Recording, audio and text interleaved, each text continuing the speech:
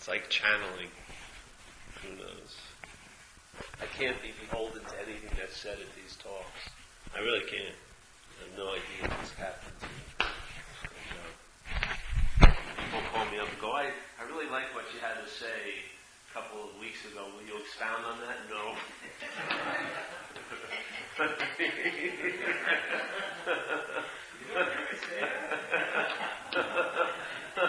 Can you go further into that? No. Is this an invitation? It's more like a catalyst to me. Yeah. You know, like, I think I have the right word for it, definition. A catalyst is something that incites or facilitates a movement. Yeah. So let's just say, and it's not true, but let's say something's inert in you, some knowledge or some understanding or some, I wouldn't call it condition, but some state, let's say. And that is sort of inert in a way. It's not inert, but because there's no attention and interest to it, it's sort of inert. So this invitation to me is like a catalyst. It goes and it excites that little aspect. Yeah, it's not a little aspect, but it excites. I can't say something either because it's not a thing, but it excites, yes? And then that excitement is the total function of the message. It's not to,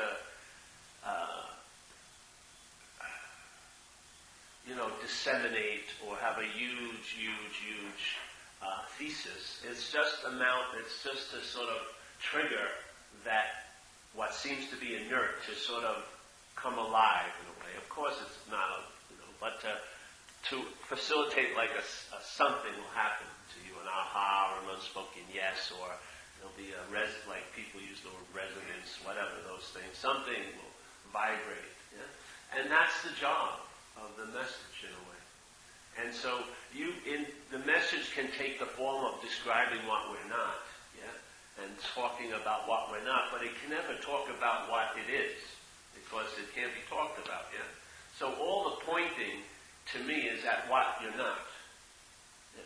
There's never a pointing to what you are, because if there was a pointing to what you are, it would be what you're not that thought it saw that pointing.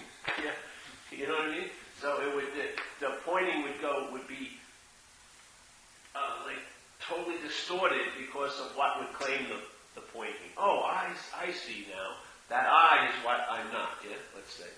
So it's really a pointing at what you're not at all times. And in the pointing at what you're not, to have that hit of about what you're not, there's a seeing has to be there. Yeah? There's a seeing of what you're not. The seeing, I would say, is what I am. Yeah? But I can't point to it. Yeah? So I point at what you're not, and in the seeing of what you're not, if it's just kept brought to you, yeah, what you're not, there'll be a moment, or maybe two, or maybe immediate, of the sensation of the seeing. Yeah? Not the emphasis on what you're not, but the seeing of what you're not. And the seeing of what I'm not is what I am. Yeah? That seeing of what I'm not is what I am. But I can't point to of what I am. Yeah? You can't get it that way. You have to point at what you're not, and in the pointing of what you're not, what facilitates the seeing of what you're not is what I am. Yeah? That seeing, like St. Francis said, what's looking is what you're looking for. Yeah? So it's very difficult to point to the what's looking. But now we're going to look at the you that's looking for. So if the you that's looking for is what you're not, that's the sense of what's looking. Yeah? So what's looking is what you are looking for. So there's the what's looking. How we experience here what's looking is you and me looking for. Yeah? That's not the what's looking. That's what we're not. So, but we can see what we're not, and in the seeing of what we're not, that's the sense of what we are. So it's like a backdoor way to get to it, because it's been proven in a lot of people's own experience that pointing at it, which is not an it, doesn't really do anything. Because what happens is, they would always say you get, it's the finger pointing at the moon and everyone gets addicted to the finger. They don't see the moon, yeah? So, obviously there's some kind of bogusness in trying to entertain what I am, yeah? It just doesn't It doesn't facilitate. It's got a built-in bonding mechanism. Oh, I'm seeing what I am today. I found my authentic self, or whatever you want to call it. Yeah, I don't see that working to me. For me, it's like seeing what I'm not, and that's this. And after, maybe it'll take one event, or maybe it'll be repetition. But in the seeing of what I'm not, if someone takes a nice picture of what we're not, and then you can see it, and after a while you keep seeing it. At one time, the emphasis will be off the information of what you're not, and will be on the seeing, and you'll say, "Oh, that's what's been looking the whole time. I've been feeling like it's you looking for it. Yeah? That's what's looking all the time, is the seeing." But it facilitates that hit by seeing what I'm not. If I'm under a delusion of what I'm not, I'm seeing from what I'm not, you know? In other words, the seeing from what I'm not is a form of looking, which blinds you to the seeing. Doesn't it? Yeah. So if I'm going to see, well, who is that looker, let's say, and there is no one looking, yeah, but it's a system called self-centeredness, right? Or, yeah, a form of looking. Who is that looking? And when it's entertained, there's no one there, there can be a hit of that seeing, yeah? So the looking you see through the looking, and you get the feeling of the seeing, yeah? But so let's say there's the you that's looking for. If the identification with the you, yes, believes it's seeing through the looking, that's just another form of looking. So, to me, I heard a lot of times people describing nothingness, which is ridiculous. I mean, you're making it into something by talking about it all day. Aren't you? Really? So the point is let's point at something. Let's just keep pointing at something and describing something which will give you the sense of no thing. Yeah? But to start pointing at no thing all the time, that pointing makes it something. Yeah? So this way is like, okay, if I'm seeing from what I'm not, that's a form of looking called self-centeredness. Okay, so I'm now going to question, is there a someone that's looking? If there isn't a someone that's looking, now you see that format of a someone looking for. Yeah? That's what you're not. So what gets delivered in seeing what you're not quite often is the feeling of the seeing. The emphasis leaves what you're not because why it leaves what you're not? Because it's not you finally. Yeah? When the emphasis is on what you're not as you, it never leaves it. Everything is self-centered.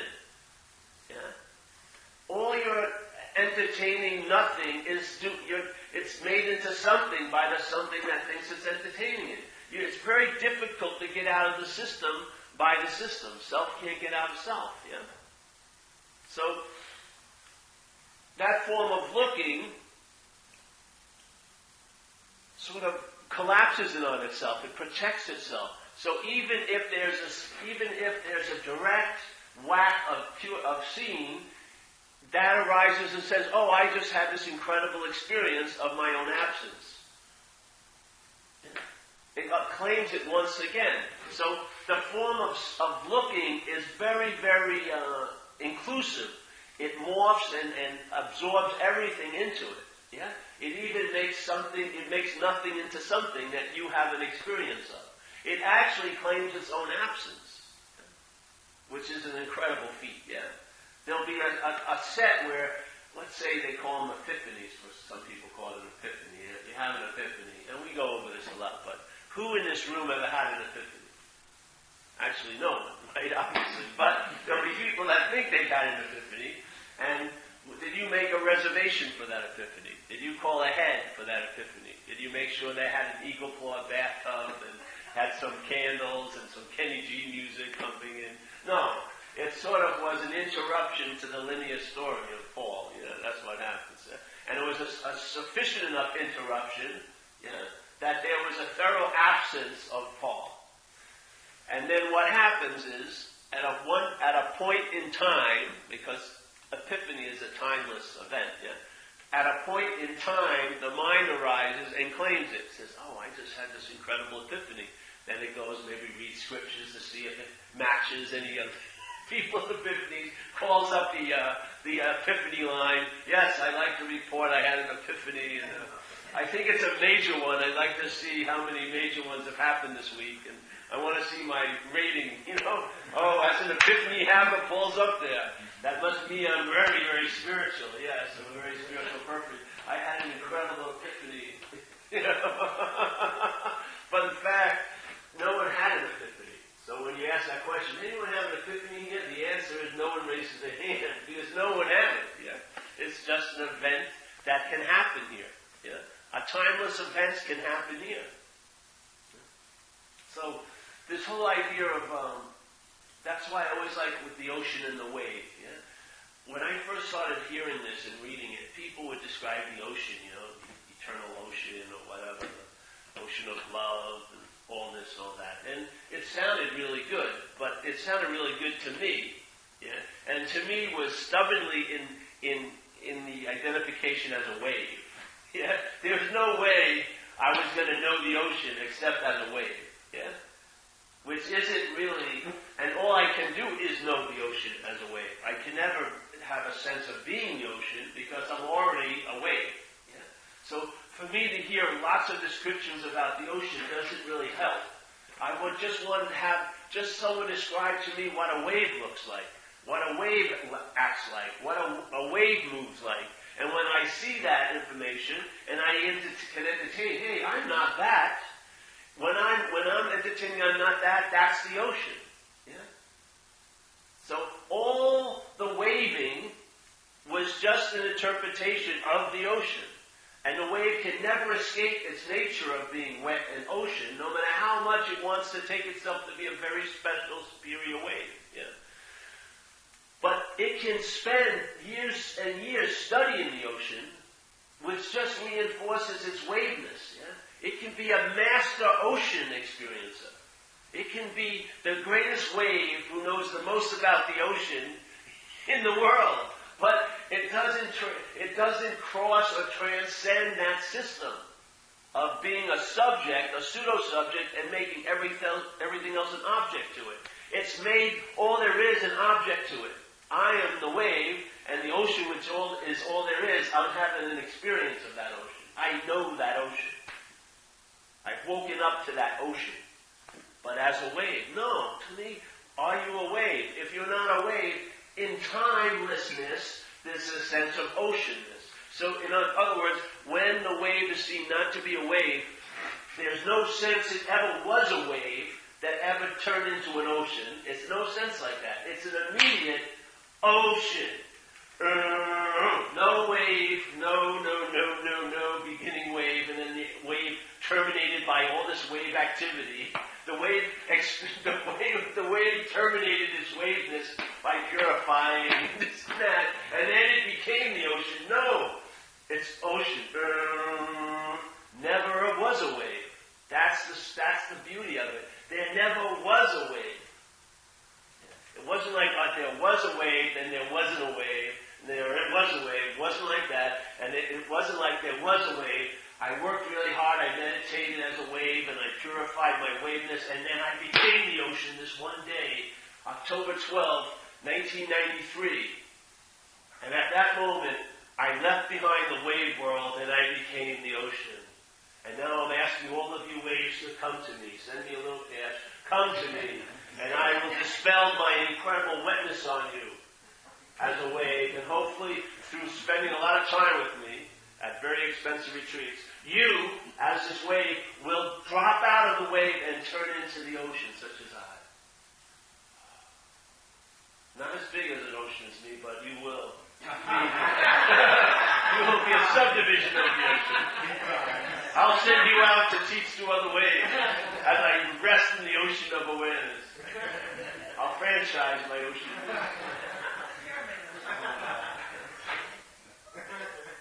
Hear me, waves. Come to me.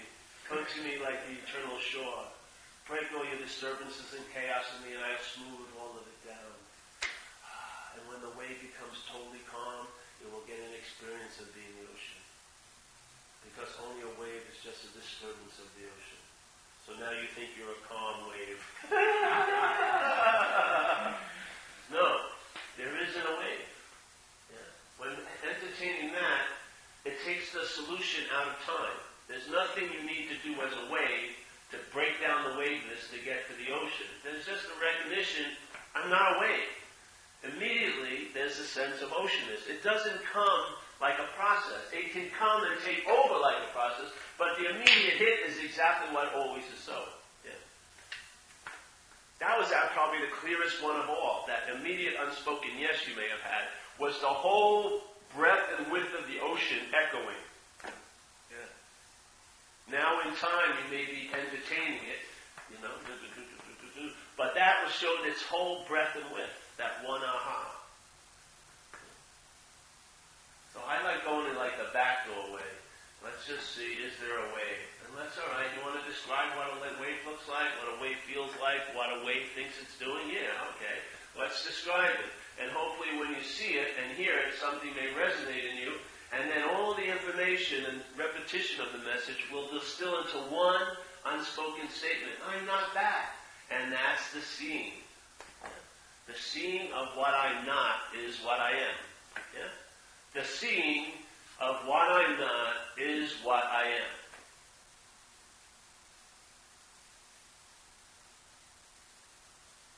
What I'm not can seem to appear incessantly, but the seeing of it is what I am. And there's always the seeing before the appearance. Yes? The awareness, the context, if you want to give it like precedence or who was first, which there isn't any time, but let's just put it this way. The awareness is the context, and then there's appearances in the context. Yeah? The awareness is what allows the appearance to be noted. Yes? Without awareness, you wouldn't know what was appearing or not appearing. There would not be a world for you. Yeah? So the awareness is never, no matter how much things change, that always stays exactly the same. Yeah? It's like the sky, the open sky. Anything can happen in it, but what happens in the sky, or seems to appear in the sky, doesn't have a strong effect on the sky itself, does it? If you had 4th of July explosions, the sky will not get ripped open by them. Yeah. Explosions, rain, wet, cause this place to get wet, but the sky isn't wet. Yeah. That context is sort of like the quality of mind. It's that empty. But see what we have, which is interesting as humans, we have the ability to reflect. Yeah. The mind can reflect. Now, I don't think animals reflect. They don't have self-reflection, do they? When they're running around, they're not thinking, oh, Fido's running around. I think I was running better yesterday. Whatever. I don't think they have a giant narration of being a dog. I don't know. Maybe they do. I don't think so. There's a sentience, but there's a quality that's not there, which is that reflective ability. But what we call it is self-reflection, which is to me the trance. So there's the empty quality of mind, which can reflect, is now reflecting things, yes? And it's taken itself to be a thing. So it doesn't sense its emptiness because it sees everything as a thing. And it doesn't see things as inherently empty. It thinks things have value, yes? So there's this reflective nature that's actually the trance maker.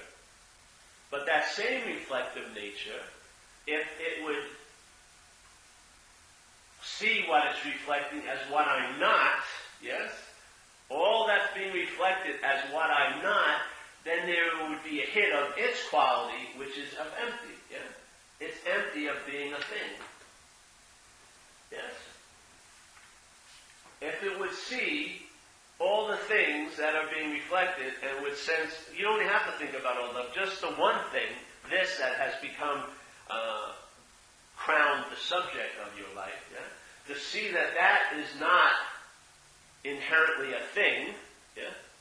In other words, what's looking out of me isn't a thing, it's no thing, let's say. In that, in seeing no thing, isn't that act of seeing empty?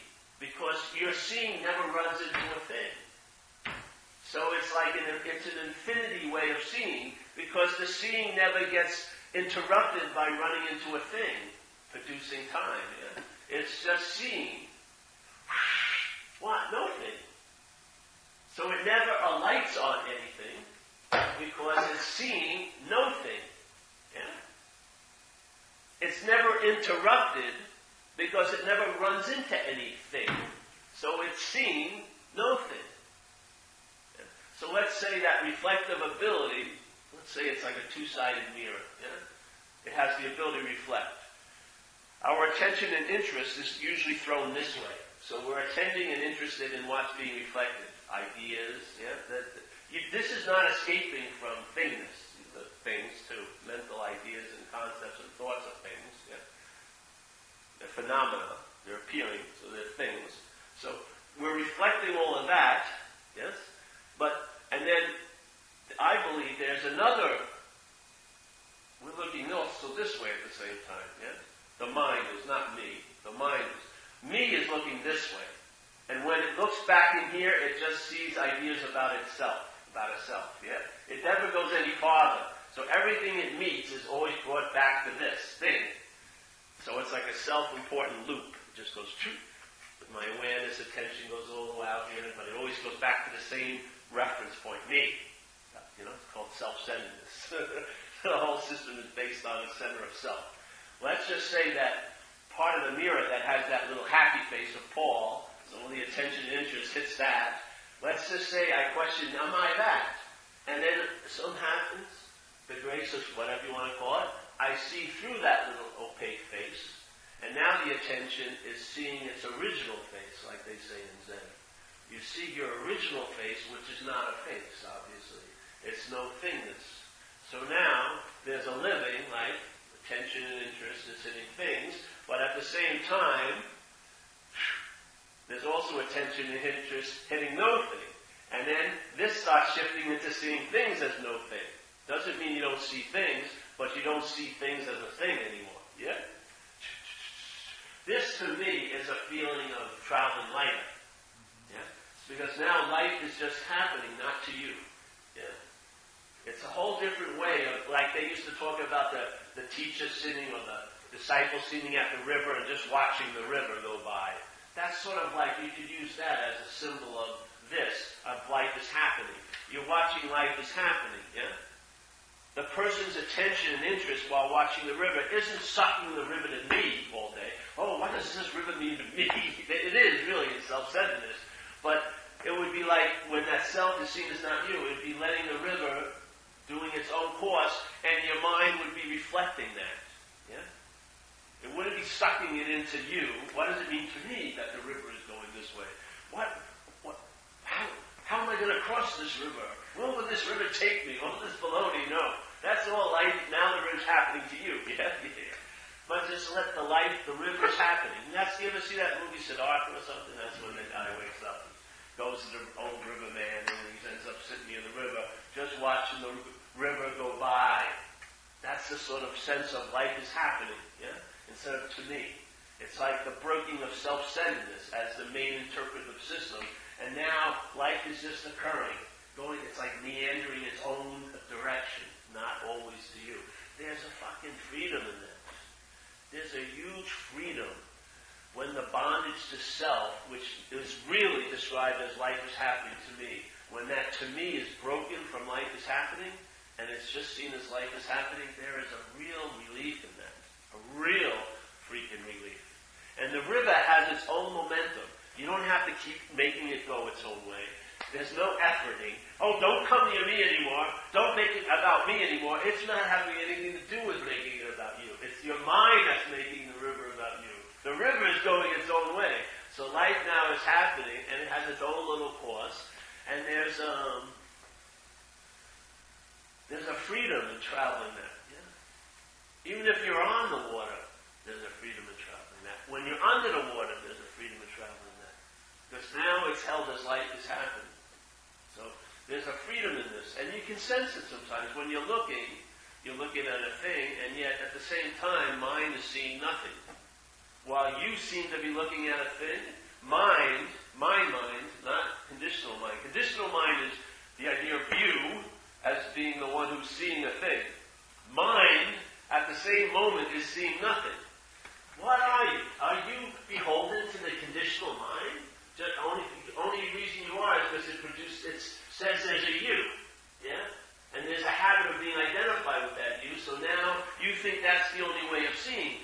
the same time this form of looking is occurring, seeing nothing is happening. That's what mind is doing. It's not even doing it. That's its nature. Its nature is awareness, and there's no thing, so there's seeing nothing. And there's a feeling of it while you're traveling here. It can affect the feelings of the body. I can't say it's like a feeling like this, but there's a sense of it. There's a sense of that mind. Not the conditional mind. The conditional mind is still activated here. I mean, this is the way it is here, yeah? There's selfing, and there's a sense of being the action figure, and you're engaged in relationships with things. But all the while, seeing nothing is the dominant context. So there's an activity of me seeing something here, but it's just an activity in the seeing nothing context. Our intention and interest on that one activity, yeah, like a tunnel vision, like a magnifying glass, is what shrinks us from the revelation of all of this and puts us into the life of that. Yeah. It's only seemingly, only appearing to be true or false to you. There's no reality to it whatsoever. It's all seemingly. Just like we talked about at this recovery meeting the other night. A lot of times people come into recovery and they have an idea of what the worst thing that ever happened to them was. And some of them built altars on it. It's been used for the excuses for their whole life, failures and everything. That was the worst thing. If that wouldn't have happened, everything would probably be great. And yet after a year or two of recovery, their mind has shifted a little out of that what's happening to me. And now they see the worst thing as the best thing that ever happened. Yeah? Now, if there was a reality here, the worst thing would be the worst thing. Yeah? It couldn't be the best thing because it would be inherently solid as the worst thing. Yeah? But how can the worst thing become the best thing? Because it's all an appearance. It's all seemingly so. The mind is given everything the meaning it has. Yeah? So, in one condition, the mind gave this situation the worst thing that ever happened to me. From another point of view, shifting, it's the best thing that ever happened to me. How? If you wanted someone to demonstrate to you, that would be an incredible demonstration. All right, I can make the worst thing in your life look like the best thing. Like when I go to a bar, if I go to one, I have a great money maker. I can tell, and I can make a bet at a bar. There's only one requirement, I have to be dressed a certain way. But I can make a bet at a bar that I can see my back by looking at my leg. Pretty good. Sounds very difficult, yeah? I like to see that. I can see my back by looking at my leg. So usually I have to wear long pants because there's a piece of my back on my leg. When they saved my leg, they took a piece of this, which is, I would say, the back. See that? They took that out and put it on here. So I can make tons of money at bars after 1 o'clock at night. Hey, man! I bet you I can see my back by looking at my leg. Oh, I don't think so. There you go. Well, there you go. So in this place, the worst thing can seem to be the best thing. It's all seemingly so. Where does the seemingly so get set? Where you're seeing things from, yes? It's not seemingly so out there. It's seemingly so from here, isn't it? That's out there is just out there. It's not even out there, but let's say it's just out there, but its meaning is given by us. Yeah. So we give everything all the meaning it has. A very important lesson in the Course in Miracles. Lesson number 2. You and I give everything all the meaning it has. How is that? Because they'd always get to the point of this, because you see only the past. Because how life, the conditional mind views this is from in a past mental realm. You never have a new thought ever. It's all rethinking. It's all refeeling. It's all rehashing. That's all it is. What happens here, in a way, what we're talking about seeing nothing is like the unmanifest here. Yeah? I'm going to go on this again. The unmanifest here. Then there's the manifest here, which is this right now. Yeah? And then there's the mental realm, which is a tiny aspect of the manifest here, which has become a dominant aspect with the mind being identified as a self. The mind being identified as a self is up its own ass into this mental realm, and in this mental realm, yes, The here that you want to escape from as an addict isn't the here. It isn't the manifest here. It's the mental here. And the mental here isn't here. It's there and then.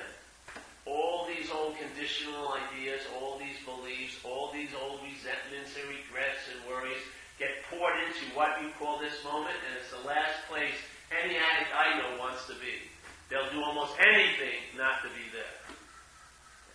It seems like the whole personality is built around memory and, basically memory. Really. It's all memory. Right. Yes, mine's remembering me. Right. There's no other proof for me other than that. Really. There's no proof for Paul whatsoever, except memory. But I have my license. Yeah. In this little made-up world. But there's no proof for me ever. It's all memory, yeah. The whole thing. So here's the mental realm, what I like to call what's not happening. And in that mental realm, you're a citizen of that mental realm being identified as self. Not you, because there's no you. When the mind is identified as a self, when it takes itself to be a body, yes, then it's the way it pictures, the way the thought system, that's the dominant thought system here now, pictures you is as a body. Yeah. When it thinks about you in the past, it pictures you as a body, doesn't it? It can't paint a picture of you any other way. It can't capture you as a spirit, so how could it ever think about you? It can't. So it thinks about you as a body. Yeah? A young body then and an older body now, whatever. Yeah? So when that becomes the dominant, let's say, radio station in one's life, let's say K-Paul, and it's broadcasting it all fucking day, you're in a mental realm, basically. And you're calling it here, but it has no resemblance to here. There's only one conscious contact, which is you're hyper-conscious about the thoughts, yeah? Which causes you to be unconscious. Yeah? Now, in the manifest here, you have 6 gates. There's mind, seeing, thought. There's hearing, feeling, tasting, touching, smelling. Yeah, like Buddha says, when you see, see. When you hear, hear. When you feel, feel. But there, you can see, hear, and feel. So here is how you feel is you re-feel. Yeah? How you see is you re-see. How you taste is you re-taste. Yeah? How you think, you rethink. There's no clarity in it. It's all an old idea coming out of the mental realm. So this, there and then, is flooding into your conscious awareness of here. And you want to get out of here. That's what I want to get out of. I mean, the type of alcoholic I was, I would take any consequence tomorrow not to be uncomfortable now. And the here and now I was in was not the here and now of the manifest realm. It was the here and now of the mental realm. And man, I wanted out. And the funny thing is, all my activities to get out of this imprisoned me in the manifest here. I'd be going to jail, and then I'd be trying to explain my case. Well, where did you want to get out of? Here? No, you're in jail here. But I wanted to get out of jail. I wanted to get out of jail here. I had here and here mixed up. I thought this was the manifest here. But what happened is I tried to get out of here and I ended up being imprisoned here. In the manifest realm. Oh man. It says any life run on self-will will not be successful. When you're running on self-will, you're taking false evidence to appear real. The acronym for fear. You're living in a total advertised world. Your mind is projecting threats where there aren't any. It's kicking embers to start an old fire again. It's constantly going over and over and over shit.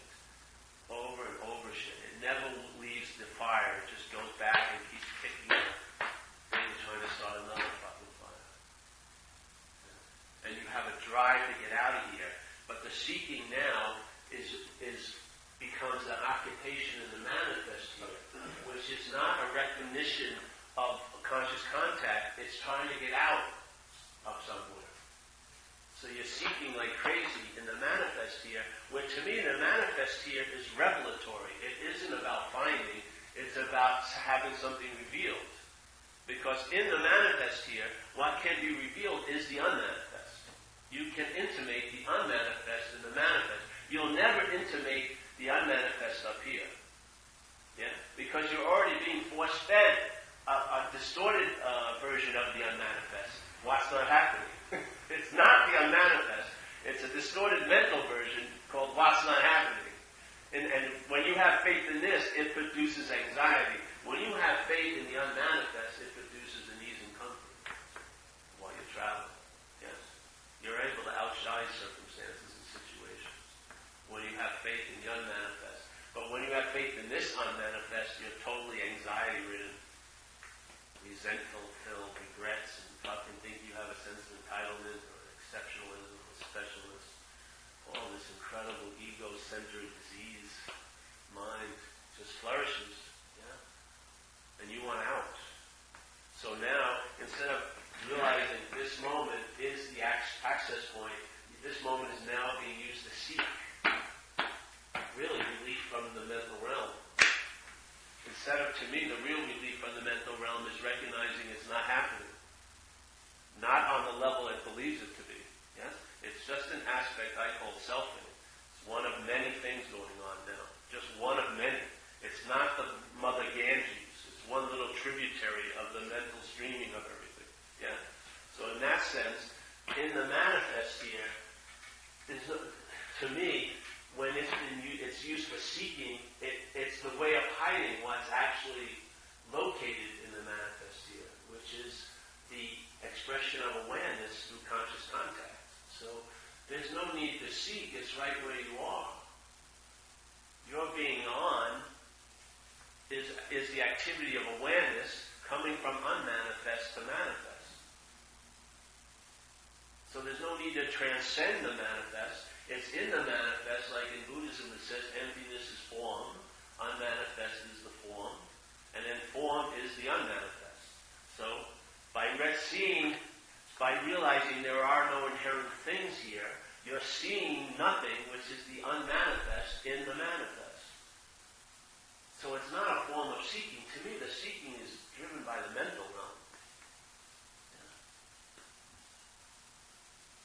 Here you seek things for the body, but to seek a solution to the mental realm, yeah, in the demonstration of the solution, the timeless demonstration of the solution, and cause it to be thrust into a time process where you're thinking you're going to get time by doing and having, you're going to arrive somewhere, called the access to the unmanifest. Where is the access to the unmanifest if it's everywhere? Where is it? Everywhere. At every place you could possibly be, that's it. So to be right where you are, does it take any time? No. It helps me to sort of visualize that if you're talking about form being empty and emptiness being form, is in physics they have this thing, representation that if an atom, or rather if the nucleus of an atom was the size of an orange, the nearest electron circulating around it would be 4 miles away, which gives you an idea. It's mostly space. An atom, which is basic building block of the matter, is just 99.9.9% empty space. And then they have these particles, the smallest particle, called neutrino, which can travel unimpeded through matter, never runs into anything else, just because of its size and it being everything else being mostly empty space. So, pure solid to me, it's just from what I'm looking at it. If you come right down to the atomic level, you would see 99.9% space. I would say I change it one bit. It's 100% space. The appearance is what 0.1, and that's just an appearance. It's like a sleight of hand. By nothing, it makes itself seem to be something. They say that they can't decide whether the electrons are material particles or electromagnetic waves. They don't know whether it's matter or energy. So it's like, there's no difference. Yeah. There's no difference. Emptiness is form and form is emptiness. They're the same thing. Everything is inherently empty. To me, how much more can you travel light than realizing everything's empty? I mean, that's the lightest packing of a bag of all time. My bag's empty. Then you realize I don't even need the bag, obviously, because I'm not bagging anything. I mean, that would be a form called traveling later, isn't it? So when up here you're entertaining emptiness, I'm telling you, it will allow, the heaviness isn't the bag you're carrying. This is it. If this is empty, bags will come and go. They'll be just experiences. But when this is full, fuck, you can look like you have the lightest life in the world, but you're flipped out totally. I've seen it. So this is empty. Let this be empty and my coffer's full. That's what I say.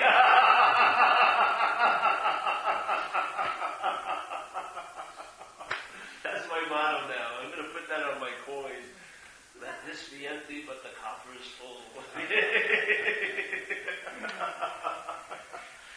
So yeah, it's just a way of looking, yeah? See, if you can entertain, and mind can. Mind is difficult now because it's in a mental yogic posture called selfing, yes?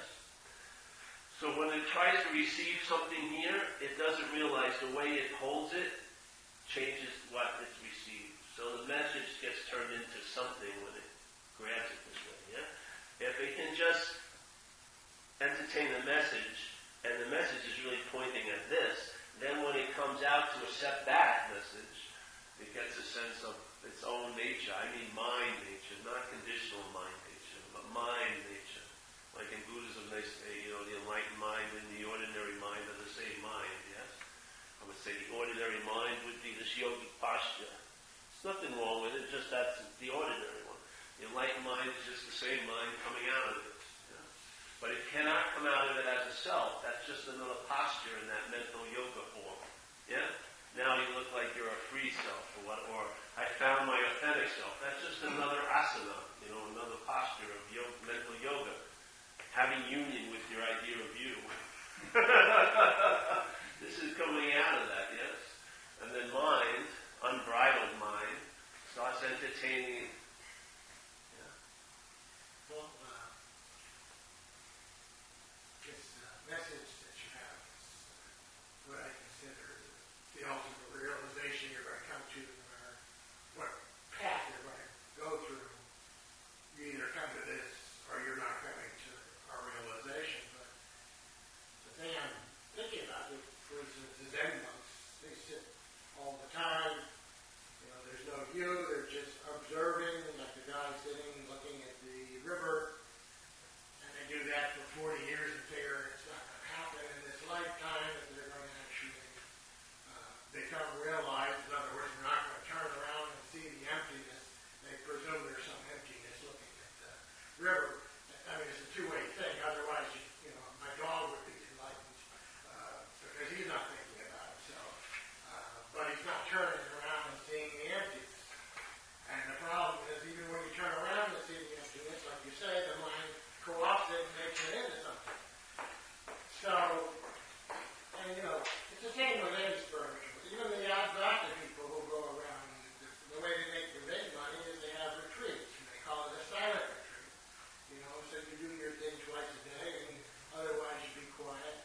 And you get, so maybe you can see that maybe the world is going on without your effort. So it's instructional, but you could do this for decades and still not have this realization you're talking about. A lot of people sit at these satsangs, hear this message, right, which I don't think is particularly complicated, but they never get anywhere with it.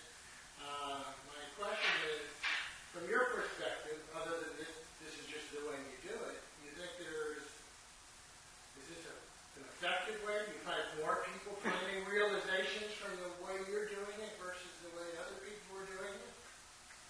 Well, I can't really say because I don't follow other, what's happening really that much. So I don't know. What I know is when people who have been coming and sharing what we do here, there has been an overall traveling lighter. And that's, if you look at the Buddhist, supposedly Buddhist point of view, was just, let's not go into any of the metaphysics, just let's say, admit the fact it looks like people suffer as they're traveling here. So my quote-unquote goal isn't an arrival, it's a way of travel.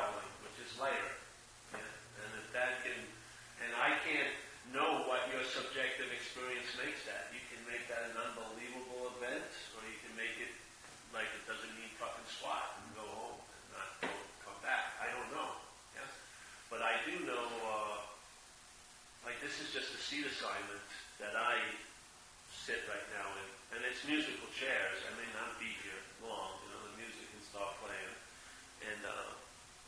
And how it sort of, by me looking at what was going on out there before, I felt like I recognized some things that are off about it, how people present it, and I like this approach, which is describing what we're not. Because describing what we're not means that. I mean, what we are, to me, doesn't do anything. It just fucking gives you more fucking information to tie yourself up in knots with, or make yourself really bummed out. Like, I should be enlightened or whatever. This is just about looking at what you seem to be, or what I believe what you're not, and in that, I think something gets transferred, and information of what I am gets transferred in that seeing what I'm not. That's how it's worked with me. So that's like my piece of cod. And I'm a little fish salesman, and I sell cod, and that's the cod I'm selling. And I don't like the idea of retreats because of that. And I've tried certain things with certain groups, and I don't want to do them that way. I like it. I don't think a message has to be long. I don't think the invitation is like a 50-page dissertation of why you should come to the party. I think it's just directions. Here you go. Here's your invitation.